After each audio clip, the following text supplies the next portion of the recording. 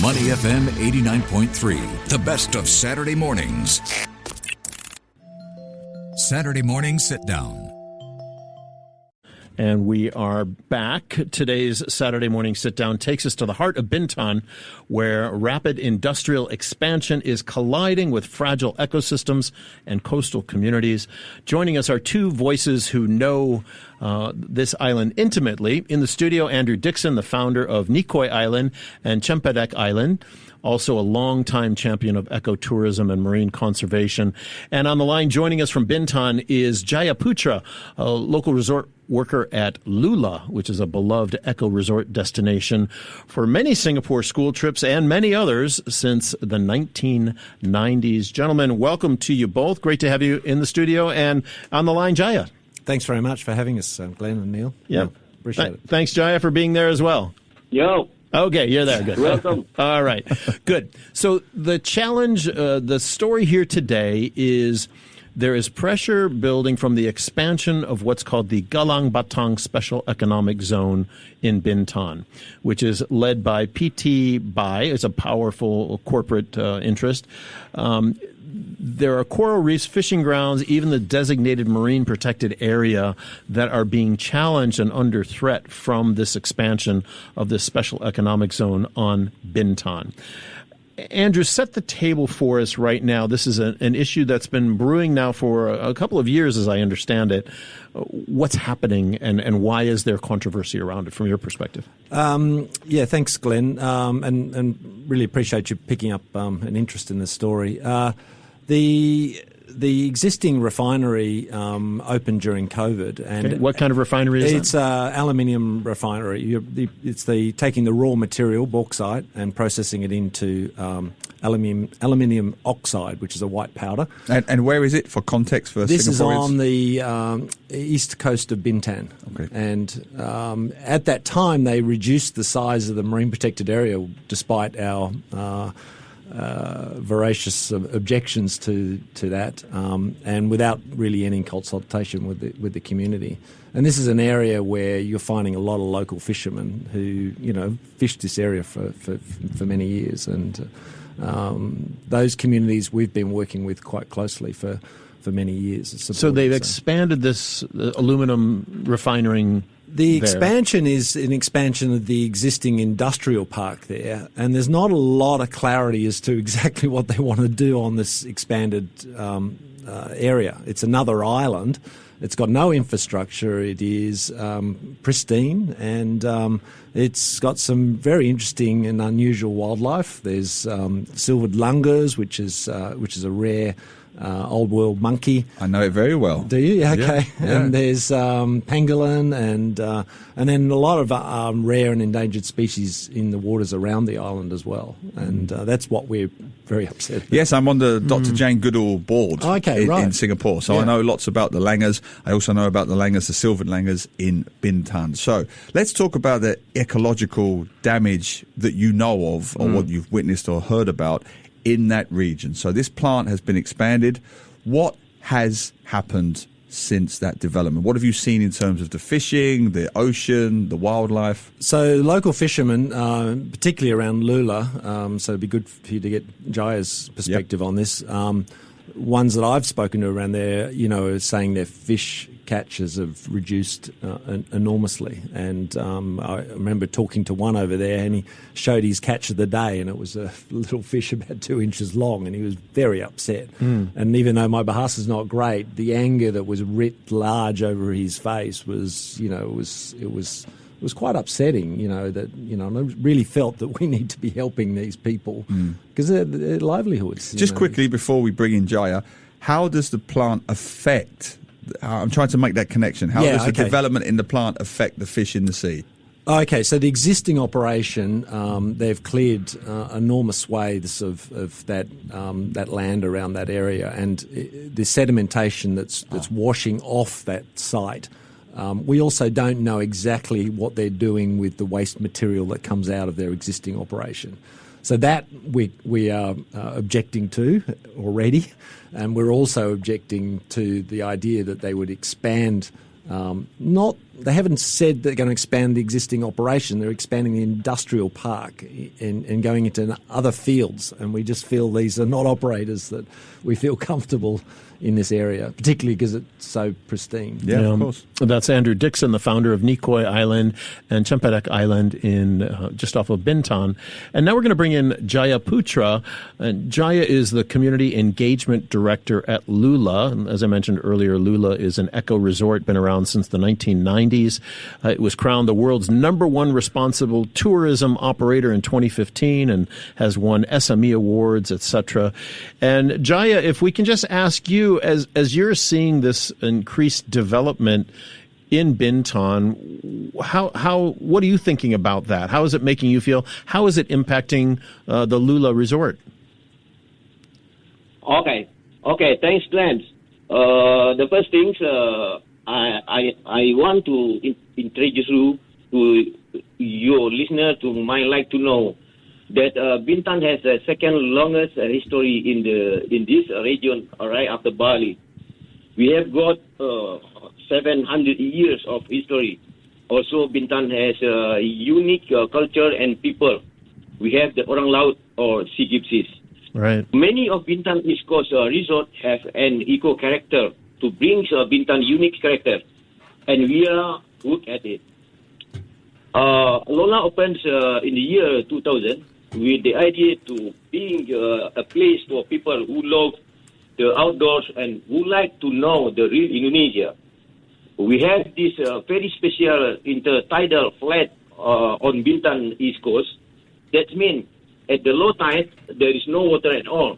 And at the high tide, you can kayak in knee deep water. It's a bit like Czech Java in Singapore, Glenn. Right. You can see many different kinds of crab, shrimp, starfish, anemones, coral, seagrass, and sometimes even seahorse. Yeah. Our client love it, that intertidal flat. That the local people also love it because they could hunt for sails and crabs at night. But when PT Bai starts its activities, they dump big amount of bauxite into the sea. So sometimes the sea turn from blue color to the red color. Wow. At the same stage, almost all of the marine life had died. It was hard to walk to the nearby island next to LooLa because of the bauxite mud. The local families lost their source of protein because there was nothing left to hunt. A few years after the first round of land reclamation of PT Bai stock, the marine life started to recover. But then it was killed again 2 years ago when Bai started reclamation again.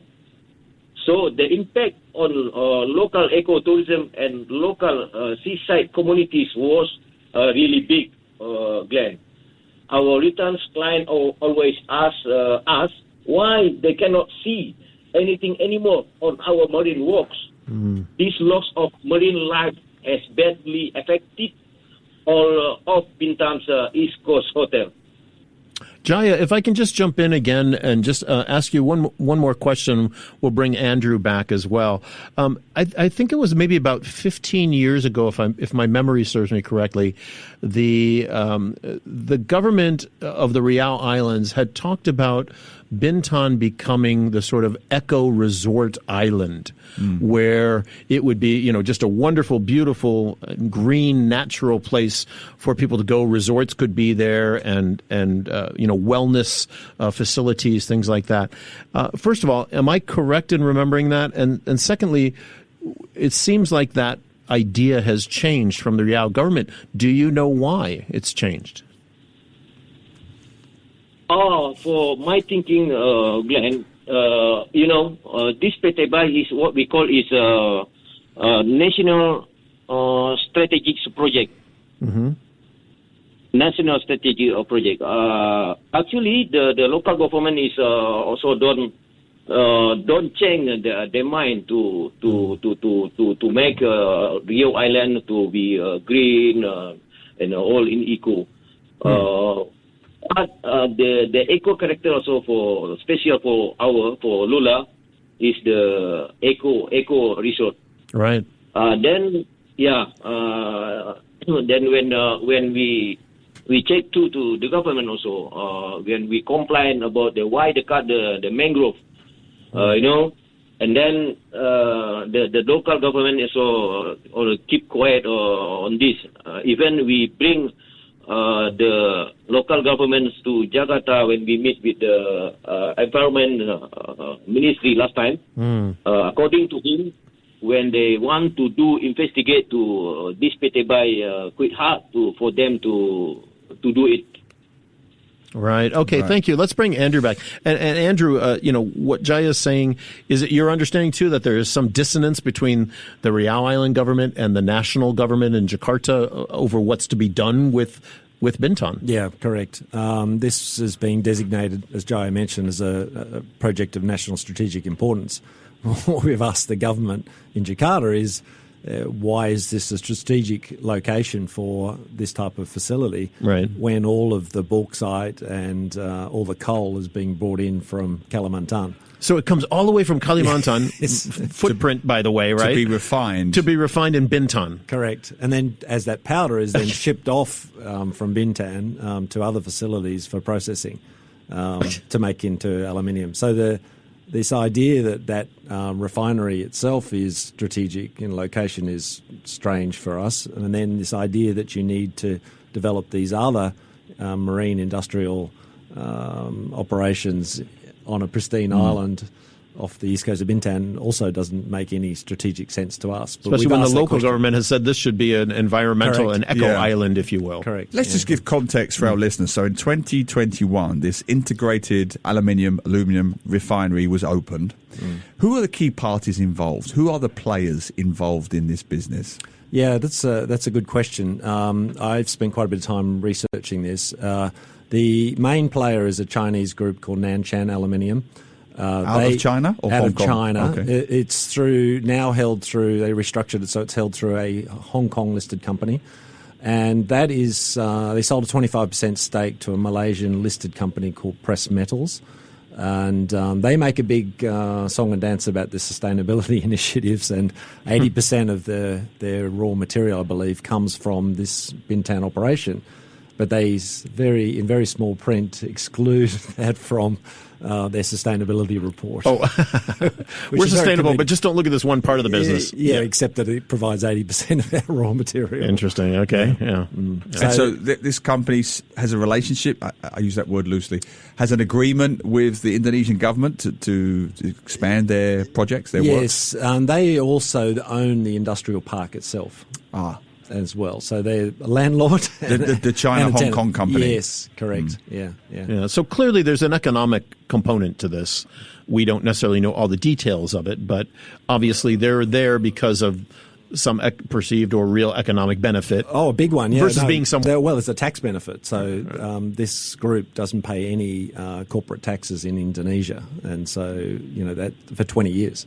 So, all this processing, I think it makes sense for Indonesia to process raw materials, but don't do it in an environmentally sensitive location and try and process the whole chain rather than just one step of it. This may be a dumb question. If they're not paying corporate taxes, how does Indonesia benefit from this? From the obvious workforce, creating jobs, how does Indonesia benefit? Yeah, look, we asked that same question ourselves. What is the benefit for it, particularly when you're doing environmental damage that seems to be going on with this existing operation? So it would have been the Environment Ministry that would have approved this, or this the PT BAI? Who would have actually approved this in Jakarta? The National Strategic Project was designated that in January this year, and this expansion would be signed off or needs to be signed off by the Ministry of Environment, and that's who we've had quite a number of discussions with. We finally got the Environmental Impact Assessment report after meeting with the Ministry of Environment, and then given 2 weeks to give our comments and feedback on it, 1,500-page document, and we came back with... we've got a great team working on this, and they came back with a whole list of objections and reasons for objection. And at a subsequent meeting, the Ministry of Environment described this as being fatal to the project, and then gave us a 2-page letter addressed to the company or the developer, setting out a whole lot of conditions. We don't know what's going to happen with those conditions and whether there's going to be enforcement of that. Currently, we believe the document to approve this is sitting on the minister's desk, so we'll have to wait and see what happens. Clearly, it's affecting fishing, it's affecting local villages, it's affecting ecotourism. I'm interested in the environmental standpoint. Are NGOs managing to get involved, whether it's the Jane Goodall Institute or WWF? Are they getting in there? Are they doing any anecdotal research on the effect on the silvered langurs you mentioned, pangolin, or any of the other indigenous wildlife? Yes, we're talking to a couple of researchers on the silver langur, and we're getting people to study the other wildlife that's on Poto. And we've done for many years a lot of marine survey work. We've worked closely with Conservation International. The problem is a lot of those organisations won't get involved in political type things, which I understand. We are in conversations with Greenpeace on this as well, and they've shown an interest, but we'll have to wait and see whether they anecdotally on the ground, are you seeing differences? I mean, less wildlife around? I mean, that's just common sense, right? If they're expanding their works, and Jaya was saying they're noticing the forest is sacrificed. Yeah. Yes, it's Jaya is closer to the existing operation. Our resort Cempedek is closer to where they plan to expand, but they haven't expanded yet. We have noticed a reduction. There's one species that we see a little bit of called an Irrawaddy dolphin, and that's a very rare dolphin that we've seen for many years. We record every time we see those sightings, and the sightings has been dramatically less. Now, I can't correlate whether that's affected. That's a result of the sedimentation, and the operation. Else, but you'd have to think there's nothing else that seems to have changed. But and fewer fish, and fewer fish. Feed. Yeah. Is there? I know Bintan is not necessarily close to Singapore, but is there an potential environmental impact on Singapore or Singapore Islands based on what might be happening in that place, or is it still remote enough that it shouldn't be? Well, we're about less than 100 kilometres away, so we're not far away. But I think that the way the currents and things work, that you wouldn't see a direct impact in Singapore. Yeah. I haven't drawn that bow. Yeah, okay. No, that's fine. Jaya, we're going to give you the last word here because our time is limited. But so what is your message to the Riau Island government? What is your message to the government in Jakarta about this project? What do you hope they do in the next 3 months or 6 months or so around these projects or projected expansion of the projects? Okay. Yeah, in Indonesia, we believe, Glenn, in working together. And I'm very happy to see that many resorts on the East Coast are now working together with the local communities and the local government. So together we make the case that our unique maritime environment is important to all of us and that it should be protected. Yeah. All of us in tourism are doing our best to celebrate and showcase Bintan's unique nature and communities. Then the politics of dealing with the big companies like mining company is complex. There are national and local angles. But our local governments cares for Bintan communities and for business that create quality jobs like the tourism sector. The environment issues connected to mining have now also reached the national stage. In typical Indonesian fashions, our governments like party to sit together, find solution to that win-win for everyone. And we think this is the right approach. If we sit together, listen to each other, and respect each other, we can find solution in which everyone wins. Thanks, Jaya. That's what I hope. Yeah. Thank you, John. A beautiful message. You're welcome, Glenn. Andrew, realistically, if somebody's listening to this and they have some connection to the government or these companies, what is your message to them or to any of the parties involved? Well, we'd like to see a good explanation as to why they need to expand to this area. I mean, this industrial park is already enormous. There is one other tenant. We don't see there's any need to expand. Yeah. And why not do it in an area where you're not going to affect the marine biodiversity and the natural biodiversity of this island? I mean, it's just doesn't make sense to me. And if there's anyone who wants to help, who wants to listen to this and get involved, anywhere they should go, any websites, anything they can do? Look, reach out to us. We're always open. Which is? Yeah. Well, either through our websites or I can be connected with via LinkedIn. And what's your website? Nikoi.com and Cempedek.com. Yeah. A lot of folks, from Singapore, just as tourists, really love going to that area. And I can imagine people would be quite sad if it was really badly impacted. Yeah, and look, let me say that it's not impacted. Our business has been as strong as ever, but we're looking forward to the future. And I'm most upset about the impact on local fishermen because these communities, they don't really have an option to go somewhere else. Right. And that's when you've worked with them as closely as we have for many years, we do a lot of work in education in these villages as well, and it's really upsetting that to see. These people they're seeing their livelihoods and homes destroyed, and that's doesn't seem fair and reasonable to me. And I know LooLa has done a lot with their Safe Water Gardens project as well to really try to help the local community. And Jaya, as you mentioned, 700 years of history in a very culturally special island is being threatened. Yeah. Hey, gentlemen, we have to leave it there. We do hope you maybe come back in the future and let us know how it's going. Hopefully good news coming back. Jaya Putra, who is working at the LooLa Resort, Eco Resort in Bintan, and Andrew Dixon, the founder of Nikoi Island and Cempedek Islands in Indonesia. Thanks very much for your time today. Thank you. Thank you. To listen to more great interviews, download our podcasts at audio.sg or download the audio app. That's AWEDIO, audio at the App Store and Google Play.